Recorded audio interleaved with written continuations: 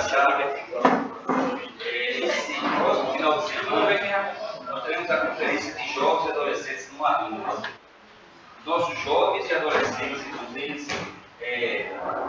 durante esses dias, que antecede a conferência, eles têm lutado para conseguir angariar fundos para que eles completem a sua passagem, a sua inscrição lá no Mardunas. E alguns deles não conseguiram ainda completar, falta pouco. E então na comunhão a gente teve uma excelente ideia. Por que não colocar a igreja nessa graça, para receber essa graça, de também participar junto mais um pouco, para esses poucos jovens que está faltando completar, eles consigam completar essa quantia e não deixe de ir, Por conta desse pouquinho eles iam ficar. Mas se a gente cooperar essa noite, é o que a gente propõe, levantarmos uma oferta extraordinária para esse fim, para levar o restante desses jovens, para completar a passagem do ônibus, que conseguimos, graças a Deus, e o restante da inscrição. Então a gente vai tocar o hino e vai pedir a cooperação dos irmãos. Não se sinta constrangido se não tiver. O encorajamento é que, se puder, coopera também, para que esses jovens estejam todos, na semana que vem, no Mardunas, recebendo o fluir de Deus, como diz aqui esse hino, o excelente Espírito já está em nós, que possa fluir cada vez mais e eles cheguem com gosto de bênção, para dispensar para nós tudo que ganharam lá. Louvado seja o Senhor. Qual hino vamos tocar? Hino 398. Vamos botar a caixa aqui, tá aqui. Tem uma caixa aqui e outra aqui, tá bem? À medida que o hino for tocando, os irmãos que sentirem no coração, é só depositar ali o que achar possível. 398. Amém? Não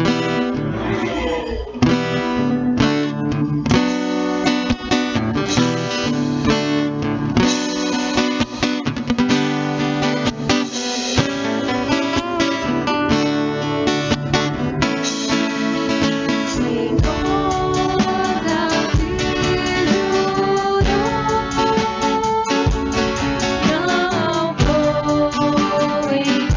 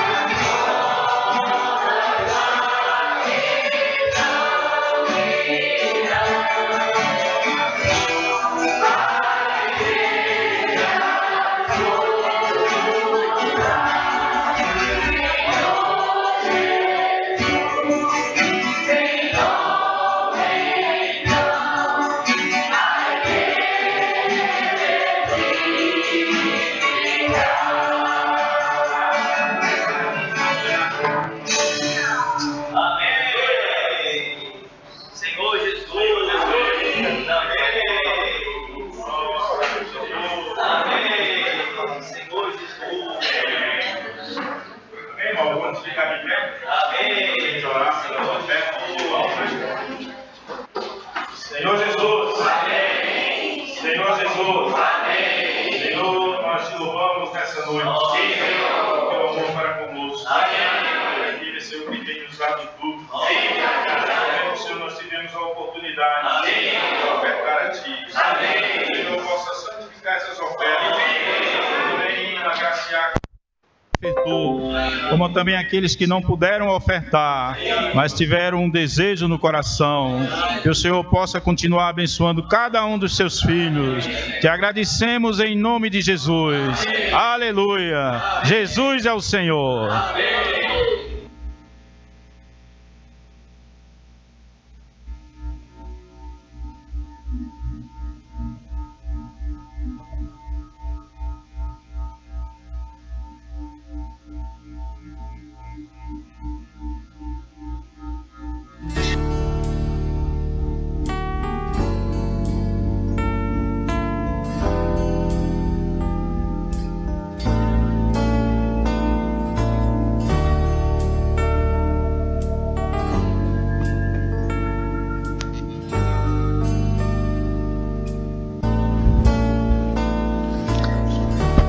Senhor Jesus. Amém. Aleluia. Amém. Senhor Jesus. Amém. Irmãos, vamos todo mundo ficar de pé? Amém? Senhor Jesus. Amém. Vamos proclamar o título da mensagem, começando pelas irmãs, começando pelas damas. Aleluia. Amém. As irmãs de novo, valem a repetir. Aleluia. Agora os irmãos. Andar de modo digno. Amém. Todos. Andar de modo digno. Amém. Vamos desfrutar de Efésios, capítulo 1. Senhor Jesus. Efésios, capítulo 1, versículo 3. Todo mundo achou?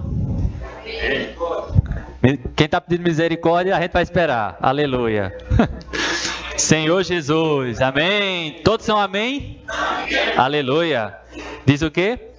Bendito o Deus e Pai de nosso Senhor Jesus Cristo, que nos tem abençoado com toda sorte de bênção espiritual nas regiões celestiais em Cristo. Irmãos, vamos falar um para com os outros, amém? Esse versículo.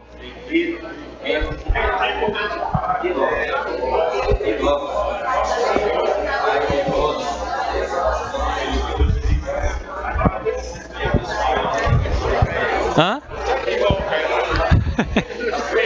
Aleluia.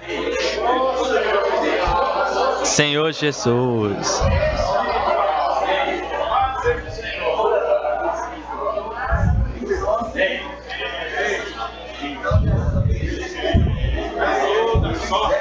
Amém. Senhor Jesus. Aleluia. Senhor Jesus. Aleluia. Amém. Senhor Jesus. Irmãos, a palavra dessa noite, né? Ela vai ser dentro do capítulo 4 do livro Superabundante Graça. Esse é o segundo livro, na verdade é o livro que é objeto do nosso segundo clube da leitura. Quem aqui sabe sobre o clube da leitura, levanta a mão. Amém. Amém. Então, irmãos, nós tivemos esse sentimento, né, de criar um clube da leitura para encorajar os irmãos a ler. A prática da leitura é algo que é muito problemático, não apenas entre nós, mas também lá fora também. Né? A leitura é muito pouco divulgada e muito pouco promovida. E isso é um problema, irmãos. Isso é um problema pessoal, assim, no sentido de profissional da sua vida, como também espiritualmente falando, porque a palavra do Senhor está eminentemente escrita. Então nós precisamos criar o hábito de ler. Hoje, de certa maneira, nós lemos até bastante, né? O WhatsApp é texto. O Instagram tem a foto, mas tem o texto. Mas, irmãos, a questão não é apenas ler. Não é simplesmente ler. Mas a questão também é a gente ler de maneira, coisas que sejam saudáveis, coisas que nos edifiquem. Então foi justamente com esse sentimento, né, que foi criado o Clube da Leitura. Para que a gente tenha, né, o encargo, irmãos, crie o encargo de ler. Ler os livros espirituais. O Senhor, Ele tem nos dado, graças ao Senhor, grande porção, né, para que a gente desfrute. Mas muitas vezes, irmãos, e sendo sincero aos irmãos, esse livro mesmo, antes do Clube da Leitura, estava ainda, eu acho que é do ano passado, né? Ele ainda estava plastificado. Eu sequer tinha tirado o plástico. Mas, irmãos, por meio desse encargo e desse projeto, eu pude ler. E, irmãos, eu não sabia o quanto eu estava perdendo. O quanto esse livro é maravilhoso. E o melhor desse encargo não é apenas o ler, que o Senhor já fala muito para nós, mas tem sido também o compartilhar dos irmãos. E principalmente o compartilhar das irmãs. Eu creio que já foi compartilhado aqui, né?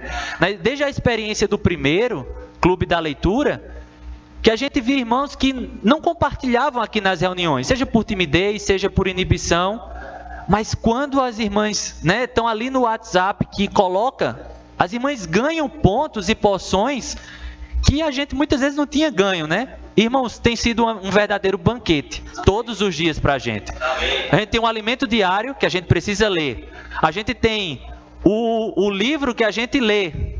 E a gente tem o compartilhar dos irmãos. Então, irmãos, tem sido uma experiência muito enriquecedora. E aí, já dando um spoiler, né? A gente já está, agora a gente vai acabar amanhã, esse segundo Clube da Leitura, vai acabar amanhã esse livro. E aí, a gente vai ter um período de hiato, certo? Vai ser uma semana sem.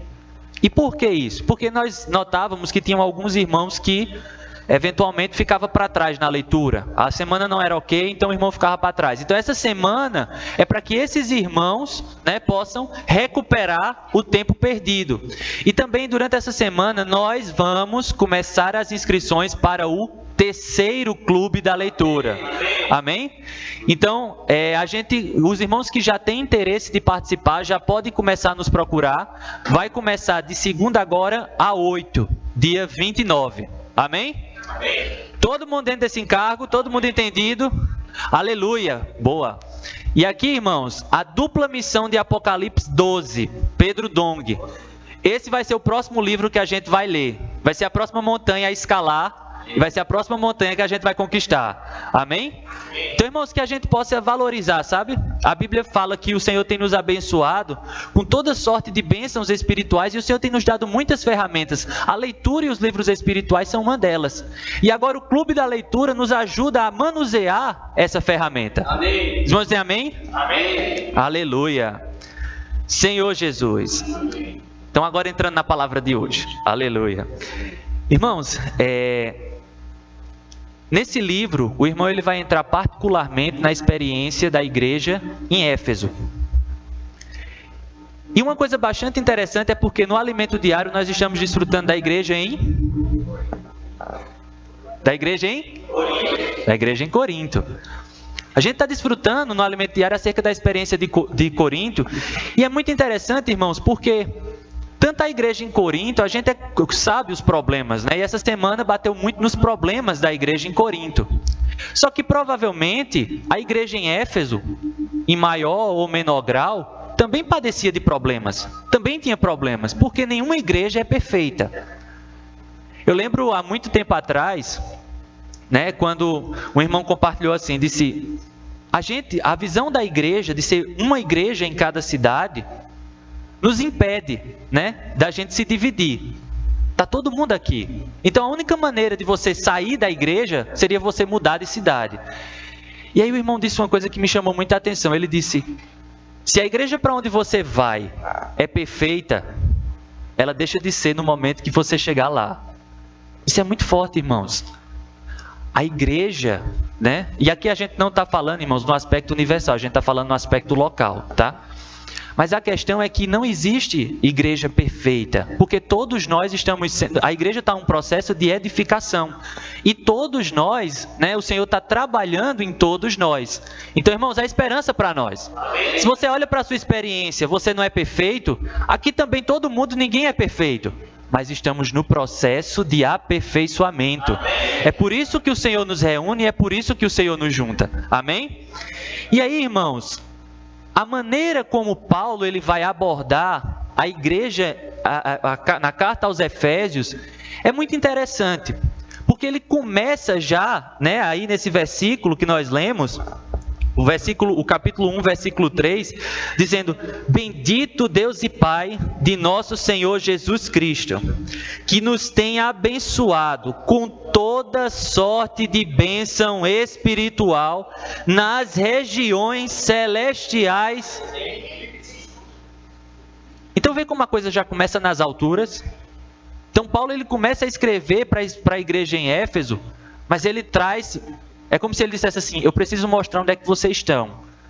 E aí ele diz que o Senhor tem nos abençoado com toda sorte de bênção espiritual nas regiões celestiais em Cristo.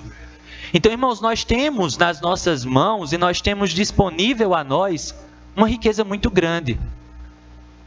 Essa riqueza está disponível a nós. E o interessante é que ele fala que o Senhor nos tem abençoado. Ele não nos abençoou, nem Ele vai nos abençoar, mas Ele tem nos abençoado. Você é uma pessoa abençoada, Célio. Amém.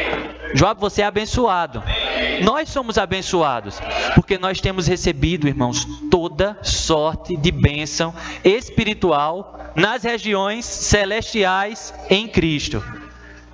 Então veja, imagina você pegar uma carta, imagine como os irmãos de Éfeso se sentiram. Quando eles abrem a carta e Paulo já começa: Bendito Deus e Pai de nosso Senhor Jesus Cristo, que nos tem abençoado com toda sorte de bênção espiritual nas regiões celestiais em Cristo. Então, Paulo está dizendo aqui, vocês são pessoas abençoadas. O Senhor tem lhe abençoado. E aí, irmãos, a partir daqui, Paulo, ele vai mostrar toda a economia de Deus. A epístola aos Efésios é possivelmente uma das cartas mais elevadas da Bíblia, né? E a partir daqui, ele vai começar a descrever qual é a economia de Deus. O que é que Deus quer? Qual é o plano de Deus? Veja, eu vou fazer só um breve resumo acerca da economia de Deus. É muito profundo, mas vale a pena a gente relembrar. Amém? Ainda que seja de maneira bem superficial.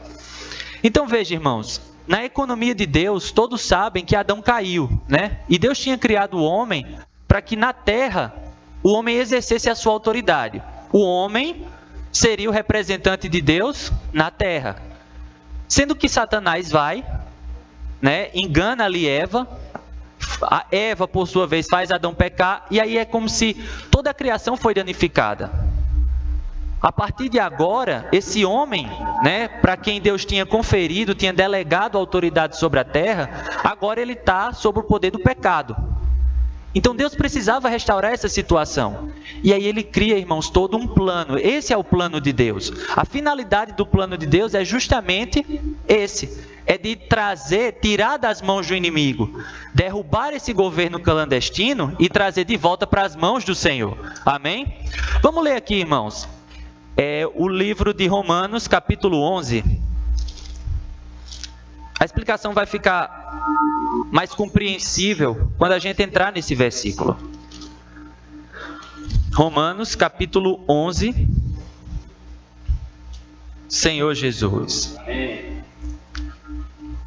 Romanos, capítulo 11, versículo 36. Todos encontraram? Diz o quê? Porque dele e por meio dele e para ele são todas as coisas. A ele, pois, a glória eternamente. Amém. Irmãos, eu estava meditando nesse versículo E esse versículo ele traz de uma maneira bem implícita, mas todo o plano de Deus e toda a economia de Deus. Então veja, ele diz, porque dele, por meio dele e para ele são todas as coisas. Então um dia nós fomos salvos pela graça e nós nos tornamos do Senhor. A Bíblia diz, né, que tudo é nosso, nós somos de Cristo, Cristo é de Deus. Então tudo é dele. Todas as riquezas que nós lemos em Efésios capítulo 1, versículo 3, pertencem ao Senhor. E agora, irmãos, ele nos deu. É nossa. Essas riquezas são nossas. O que é que a gente precisa? Tomar posse. Se o nosso viver cristão, irmãos, está sendo um viver cristão pobre, é porque a gente não está vivendo como filho de Deus. E quando eu digo pobre, eu não digo pobre financeiramente. Muito embora, dependendo da situação, também se aplique. Mas, irmãos, se nós vivemos pobres espiritualmente, é porque nós não estamos tomando posse dessa realidade. Nós somos abençoados com toda sorte de bênçãos espirituais nas regiões celestiais em Cristo. E tudo é nosso. E nós somos de Cristo. E Cristo é de Deus. Amém? Senhor Jesus. Então, tudo é dele. Então, Deus nos chama pela graça.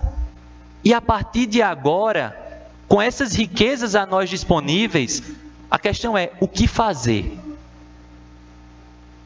Deus nos chamou. Deus nos chamou para participar desse grande plano dele, para fazer parte disso. E o que eu toco, irmãos, é que quando Deus nos chama, ele não precisava de nós, porque Deus não precisa de nós. O Senhor é todo poderoso. Ele pode resolver a situação como ele quiser. Mas sabe, irmãos, ele gosta que a gente faça parte disso. É a nossa oportunidade de fazer parte de algo grandioso. Tanta gente se mata, né, para fazer parte de revoluções políticas e de processos, né? Quando sai aí a questão lá de defender os direitos, tanta gente sai para defender os direitos porque é um momento histórico. Não estou dizendo que é certo nem que é errado. Mas a questão é que Deus está nos chamando, irmãos, para fazer parte de uma verdadeira revolução. O que acontece no mundo não é revolução, porque continua o mundo, continua sendo dominado pelo inimigo, continua morto no maligno. Mas o Senhor está nos chamando para fazer parte de algo grandioso, de algo superior, que é trazer o reino dele para a terra. Então, todas as riquezas de Deus estão disponíveis a nós. E por que ele colocou? É para o meu desfrute. O que os irmãos acham? É para o meu desfrute? Também. Mas, irmãos, o sentimento não é que eu só tenha riqueza e só desfrute das riquezas. Mas essas riquezas, elas têm uma finalidade. Para que eu sirva ao Senhor. Para que eu possa... Essa riqueza me capacita. Tudo isso, todo esse conjunto de coisas que eu recebi pela graça, agora eu posso servir ao Senhor. Em nós mesmos, irmão, nós não temos nada. Tem um hino, né, que nós cantamos que diz assim: em tua luz eu vejo que sou nada. Nada tenho a oferecer. A gente não tem nada para oferecer ao Senhor. Aí vê como o Senhor é maravilhoso, irmãos. Ele chama a gente para fazer parte da obra dele. E não apenas isso, mas ele nos dá os meios de como servir a ele. Ele nos dá tudo o que nós precisamos para servir a ele. Então tudo é dele, tudo é por meio dele. E aí, irmãos, quando a gente usa, e lembra, sabe, para grandes dádivas, existem grandes responsabilidades. Então, o Senhor, ele está nos dando, acho que foi Jorlan na mensagem da semana passada, compartilhou, a quem muito é dado, muito é cobrado. Então o Senhor, irmãos, está nos dando riquezas maravilhosas pela graça. Mas a gente tem uma responsabilidade com isso. Muitas vezes, no nosso viver diário, a gente simplesmente rejeita a responsabilidade que o Senhor tem nos dado. Ou a gente só fica para a gente, só desfruta para a gente, ou, irmãos, a gente simplesmente nem isso faz. A gente vai viver a vida como quer. Já pensou se uma pessoa ganha na loteria? Eu lembro uma vez, não sei, alguém ganhou na loteria ou ficou rico. E ele vivia uma vida normal, ele não desfrutava das riquezas. Ele não desfruta das riquezas, é algo como que incongruente. Então, irmãos, é incongruente a gente ter uma riqueza tão maravilhosa, muito superior ao ouro e à prata, e não desfrutar disso. Essas riquezas são superiores. As riquezas que nós temos disponível a nós são superiores. E nós temos uma responsabilidade, irmãos, usar de maneira responsável. Essa é a nossa responsabilidade. Usar essas riquezas para cumprir o plano de Deus, para cumprir a obra de Deus. O Senhor tem nos falado e o Senhor tem revelado o seu plano a nós, como Ele fez aqui com os Efésios. Ele mostrou esse grande plano. Ele mostrou o que é que Deus quer, onde é que Deus quer chegar.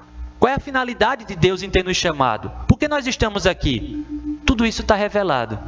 Nós somos chamados para cooperar com o Senhor, para estabelecer o seu reino na terra. Essa é a nossa missão.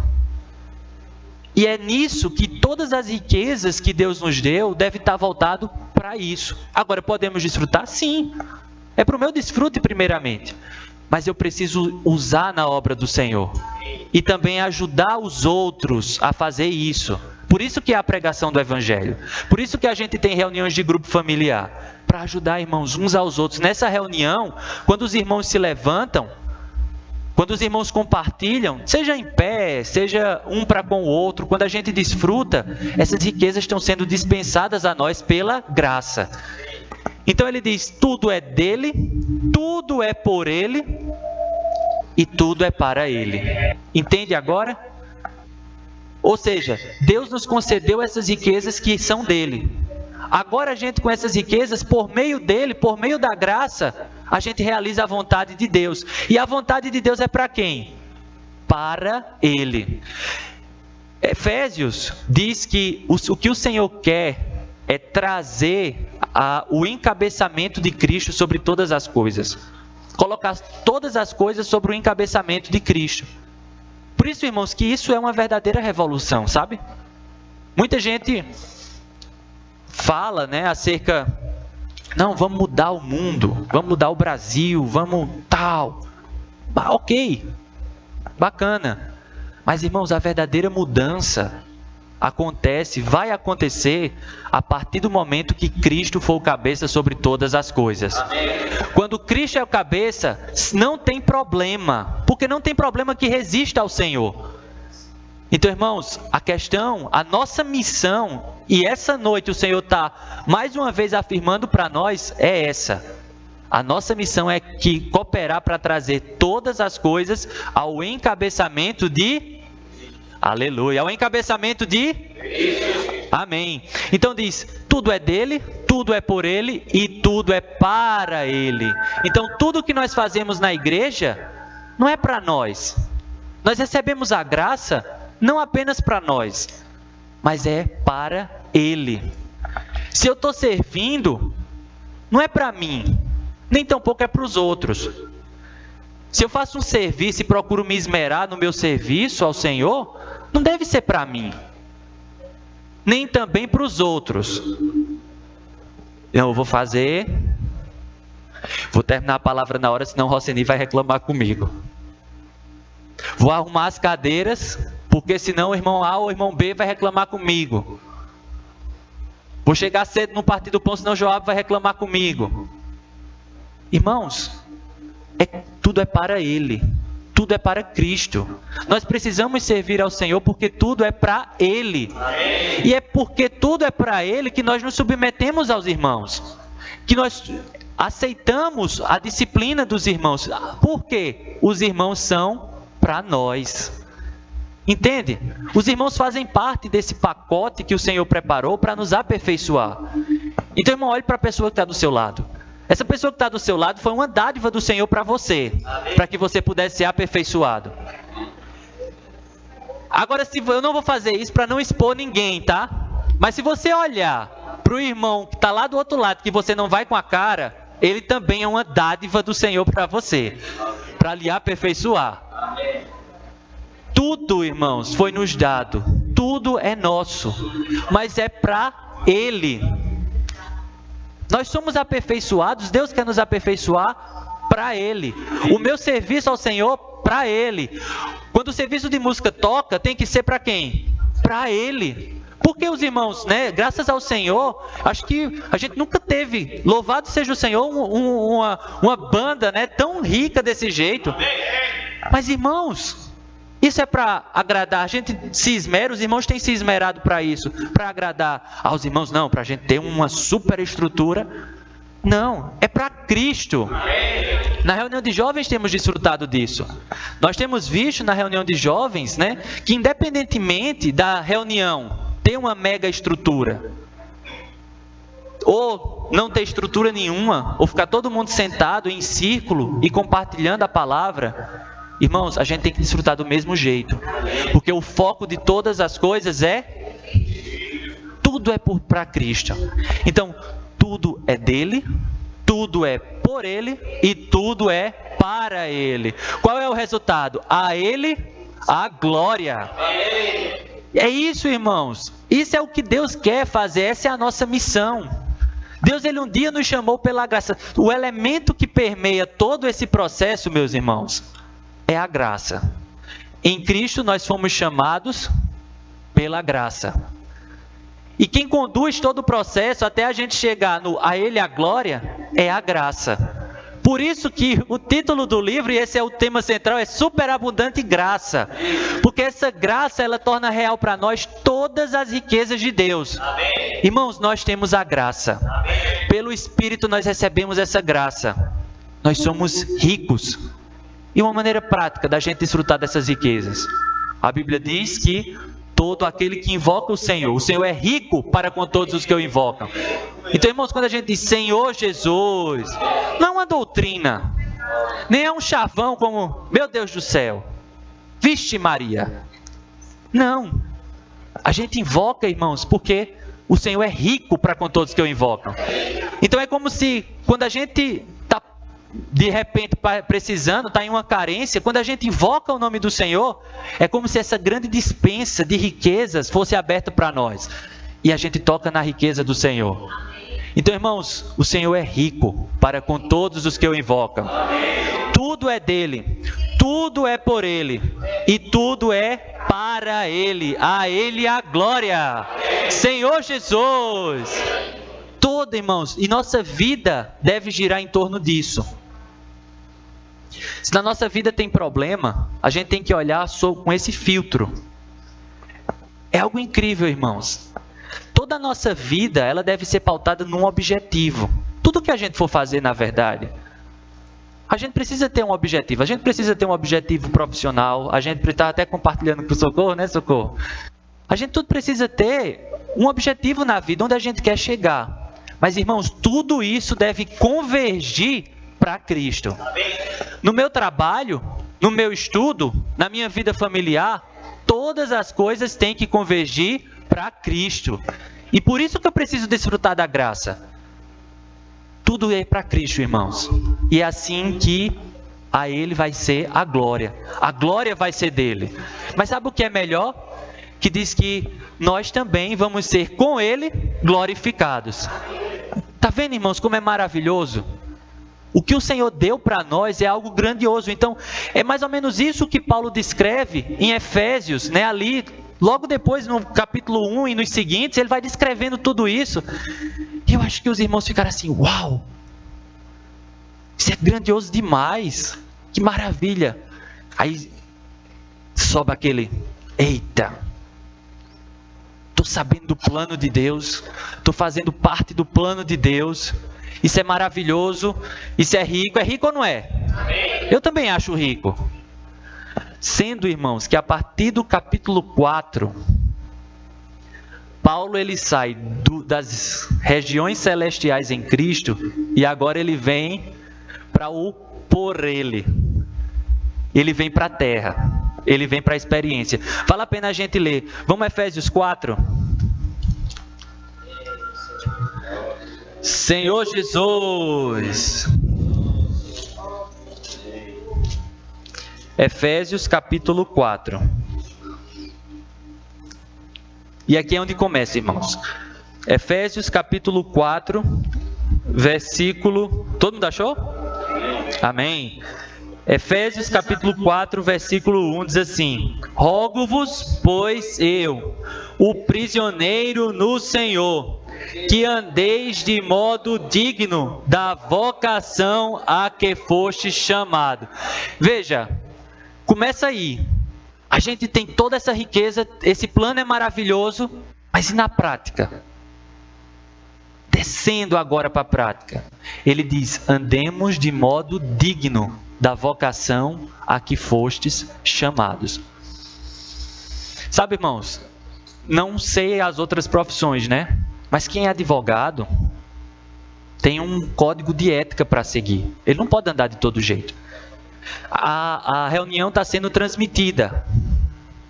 Se eu, como advogado, falar qualquer coisa que seja escandalosa demais e alguém me denunciar a OAB, eu posso perder minha carteira na OAB, porque isso não é compatível com a minha profissão. Mas, irmãos, em relação ao Senhor, não é um código de ética, mas nós precisamos andar de maneira adequada. Nós precisamos andar de maneira digna, né? Ele diz: andar de modo digno da vocação a que fosse chamado. Nós fomos chamados pelo Senhor. E nós fomos chamados para uma missão importantíssima. Então nós não podemos, irmãos, permanecer da mesma forma. Nós não podemos aceitar permanecer da mesma maneira. Nós precisamos andar de modo digno. É andar de modo que seja coerente com a vocação a que nós fomos chamados. E aí ele começa, né? Paulo começa a dizer: com toda humildade e mansidão. Versículo 2. Com longanimidade, suportando-vos uns aos outros em amor. Versículo 3. Esforçando-vos diligentemente por preservar a unidade do Espírito no vínculo da paz. 4. Há somente um corpo e um Espírito, como também fostes chamados numa só esperança da vossa vocação. 5. Há um só Senhor, uma só fé, um só batismo, um só Deus e Pai de todos, o qual é sobre todos, age por meio de todos e está em todos. E aqui, irmãos, ele continua descrevendo, por causa do tempo, nós não podemos avançar demais, mas ele começa a descrever, e tem uma coisa que Paulo fala aqui, ele começa a tratar de questões práticas do viver da igreja. Tal como tem os problemas, né, lá de Coríntios, ele começa a falar de problemas também. Não sei se a igreja em Éfeso enfrentava esses problemas ou se Paulo somente falou de maneira por precaução. Mas aí ele começa a falar, né, o versículo 1, ele diz isto, o 17, ele diz: isto, portanto, digo que não mais andeis como também andam os gentios, na vaidade dos seus próprios pensamentos. Versículo 18 diz: obscurecidos de entendimento, alheios à vida de Deus por causa da ignorância em que vivem. Pode continuar.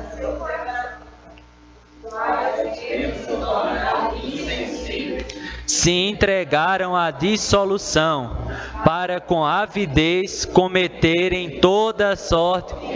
Versículo 20 é o que diz: mas não foi assim que aprendestes a Cristo, se é que de fato o tendes ouvido e nele fostes instruídos, segundo é a verdade em Jesus, no sentido de que, quanto ao trato passado, vos despojeis do velho homem, que se corrompe, segundo as concupiscências do engano, e vos renoveis no espírito do vosso entendimento, e vos revestais do novo homem, criado segundo Deus, com retidão procedentes da verdade.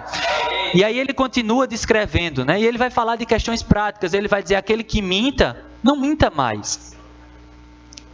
E aí é fogo, né? Você pensar assim: puxa, na igreja há quem minta. Por isso que eu digo, irmãos, que a igreja não é perfeita. As pessoas, né, que fazem parte da igreja não são perfeitas. Então Paulo fala aqui, no versículo 25, ele diz sobre mentira. Versículo 26, ele diz sobre a ira. No nosso dia a dia, como é que nós temos ficado com ira, né? Como a gente se ira? Em casa, como a gente se ira? E aí é como o Pai compartilhou. Não apenas, né, na reunião. Na reunião, irmãos, o viver é muito bom. A gente canta com esplêndida é a vida da igreja, um jardim, a gente abraça o irmão. Mas quando a gente vai para casa, com nossa esposa, né, para quem tem filho, com os filhos, como é o nosso viver? Nós temos andado de modo digno da vocação a que fomos chamados. Então ele fala sobre a ira. Ele diz, aquele que furtava, não furte mais. Antes trabalhe fazendo com as próprias mãos o que é bom, para que tenha com que acudir ao necessitado. Não saia da vossa boca nenhuma palavra torpe, e sim unicamente a que for boa para a edificação, conforme a necessidade. Irmãos, a gente precisa analisar o que tem saído da nossa boca. É o que? São palavras torpes? Palavras torpes, irmãos, pode ser um palavrão. Palavras torpes pode ser uma fofoca. Pode ser algo que está disseminando. Tiago diz, né, que a língua, ela é um mal. Ela é um pequeno órgão, mas que gera um dano grandioso. Então o que é que tem saído da nossa boca? Aqui, né, Paulo diz que da nossa boca, como alguém que anda, né, de modo digno da vocação, a gente não pode falar tudo, qualquer coisa, como se o falar da gente não tivesse peso. Irmãos, o falar da gente tem peso. As palavras têm poder. Então aquilo que sai da nossa boca deve ser palavras que edificam os irmãos, que edificam as pessoas. E aí até Tiago diz que é como se fosse uma pequena fagulha no meio de uma grande floresta. Queima e incendeia tudo. Então muitas vezes, irmãos, algo que você diz acerca de um irmão, acerca de uma irmã, pode ser pequeno. Você pode estar falando com aquele determinado irmão, mas incendeia tudo. Todos sofrem o dano. Então ele diz, não saia da vossa boca nenhuma palavra torpe, sim unicamente a que for boa para edificação, conforme a necessidade. E assim transmita graça aos que ouvem. Tá vendo? A gente precisa transmitir graça às pessoas. Amém. Pela graça nós desfrutamos de todas as riquezas de Deus. E também nós precisamos dispensar essa graça para as outras pessoas. Nós precisamos fazer com que elas desfrutem da graça, ao invés de colocar nas outras pessoas coisas que não edificam. E ele diz, e não entristeçais o Espírito de Deus, no qual fostes selados para o dia da redenção. Irmãos, a Bíblia diz que Cristo é a nossa vida. Amém? Amém. Cristo é a nossa vida. Então, irmãos, quando nós entristecemos o Espírito, se Cristo é o Espírito em nós, excelente Espírito em nós, e nós entristecemos Cristo, e a nossa vida é Cristo, então nós vamos ser tristes, irmãos. Por isso que muitas vezes a nossa vida da igreja, né, nosso viver, não viver feliz. Porque o quê? Nós temos entristecido muitas vezes o Espírito. Seja praticando qualquer uma dessas coisas. Se Cristo é a nossa vida, irmãos, nós precisamos andar de acordo com aquilo que o Senhor deseja. E assim nós vamos ser felizes. Amém. Esse é o segredo da felicidade. Porque no mundo as pessoas estão cada vez mais morrendo de depressão e sofrendo problemas, né, da alma. Quiçá até mais do que problemas, né, da carne em si, doenças em si, mas problemas mentais, né, em termos de emoções. Porque existe no mundo inteiro uma angústia generalizada, um pessimismo generalizado, porque Cristo está fora. Mas, irmãos, Cristo é a nossa vida. Amém. E se a gente faz a vontade do Senhor, felicidade. Amém. Diz assim, tem um dos hinos também que cantamos que diz assim, a vida da igreja é o reino, é justiça, paz e alegria. A justiça, irmãos, nós temos. A paz, nós temos. A alegria, nós temos disponível a nós em Cristo. Então, o que é que nós precisamos? De Cristo. Vê como tudo se resume a Cristo. Então ele diz, não entristeçais ao Espírito. Irmãos, que no nosso viver nós não entristeçamos o Espírito, mas nós possamos dar alegria para o Espírito. E se o Espírito está alegre, irmãos, ainda que a gente se acabe, ainda que a gente sofra, nós vamos ficar felizes. Amém. E a promessa é, se com ele sofremos, com ele seremos glorificados. Então, irmãos, não vamos entristecer o Espírito. Amém. E ele diz, longe de vós toda amargura, e cólera, e ira, e gritaria, e blasfêmias, e bem assim toda malícia.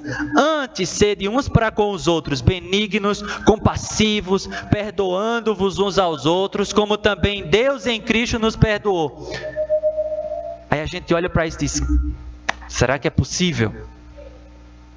A gente olha, a economia de Deus, o plano de Deus é grande demais. Mas para chegar lá, eu preciso andar de modo digno. E nem sempre eu ando de modo digno. Ser benigno, compassivo, perdoando uns aos outros como Deus perdoou, é fácil? Eu diria que, humanamente falando, é quase impossível. É impossível, na verdade, humanamente falando. Mas, irmãos, em 5:1, Paulo diz assim, sede, pois, imitadores de Deus, como filhos amados. O versículo 2 diz, e andai em amor, como também Cristo nos amou e se entregou a si mesmo por nós, como oferta e sacrifício a Deus em aroma suave. Então perceba, ele começa dizendo que a gente precisa andar de modo digno da vocação. E é como, irmão, se aqui ele tivesse destrinchado tudo para dizer, sede imitadores de Cristo. Então percebe qual é a solução para todos esses problemas? Ser imitador de Cristo. Andar de modo digno da nossa vocação é andar como Cristo andou. Mas em nós mesmos isso é impossível. O que é que nós precisamos? A superabundante graça. Amém. Nós, irmãos, precisamos desfrutar da graça do Senhor que está em nosso espírito. E depois da leitura desse livro, e principalmente do alimento diário, o Senhor tem falado, irmãos, e eu acho que a gente precisa atentar para quando o Senhor bate muito numa tecla. Ele já batia. Mas muito mais nos últimos, a gente até compartilhou na reunião de serviço, é andar no Espírito. Andar no Espírito. Toda semana o Senhor está falando andar no Espírito, andar no Espírito, andar no Espírito. Fale e repita até que isso entre em você. Por quê? Porque, irmãos, no Espírito nós desfrutamos da graça. A graça nos capacita a ser imitadores de Cristo. E se nós estamos andando na graça, como Cristo andou, então, irmãos, todos aqueles problemas vão ser resolvidos. Amém. Amanhã, Suênio vai entrar na igreja em Corinto. Aqui a gente está falando dos problemas em Éfeso. Mas, irmão, segue o mesmo princípio. O que nós precisamos é de Cristo. Quanto mais a gente desfruta da graça, quanto mais a gente desfruta daquilo que Deus fez por nós em nosso espírito, mais os problemas vão se acabando. Por quê? Antes, vimos qual é a finalidade. É que tudo seja encabeçado por Cristo. Mas antes de Cristo encabeçar todas as coisas, Ele precisa nos encabeçar. Então, quando a gente vive no Espírito, nós vivemos sob o encabeçado do Senhor. E se nós estamos no encabeçado do Senhor, irmãos, tudo é ok. Tudo fica bem. Exteriormente, talvez não. Mas interiormente, a gente vai desfrutar de justiça, de paz e de alegria. Amém? Então, irmãos, esse foi praticamente, assim, resumidamente, o sentimento dessa palavra. E que nós, irmãos, o sentimento ao final desse livro é como nós somos privilegiados. Irmãos, que nós possamos desfrutar da graça, que nós desfrutemos do Espírito, que nós aproveitemos todas as ferramentas que o Senhor tem nos dado. Porque, irmãos, tudo isso traz consigo um conjunto de riquezas que nos levam a servir ao Senhor, que nos levam a agradar ao Senhor. E se o Senhor está feliz, nós estamos felizes. Se nós estamos envolvidos nos encargos do Senhor, nós vamos ficar felizes porque Deus está feliz. E o resultado, irmãos, é que nós vamos ser glorificados. Vê A questão não é os problemas, não é se você rouba, se você fala mentira. Não. Você faz isso, volta para Cristo. Encontra em Cristo, desfruta da graça e todos os problemas vão ser resolvidos. Quer a solução para os problemas? Tem tanta gente aí falando sobre resolução de problemas. Resolva seus problemas, resolva sua vida. Irmãos, essa noite o Senhor está dizendo, resolva seus problemas em Cristo. Quando nossa vida está sob o encabeçado de Cristo, está tudo bem, numa boa. Amém? Aleluia. Vamos ruminar em pequenos grupos, amém? E distribuir, dispensar essas riquezas que o Senhor está nos dando também, uns para com os outros, amém?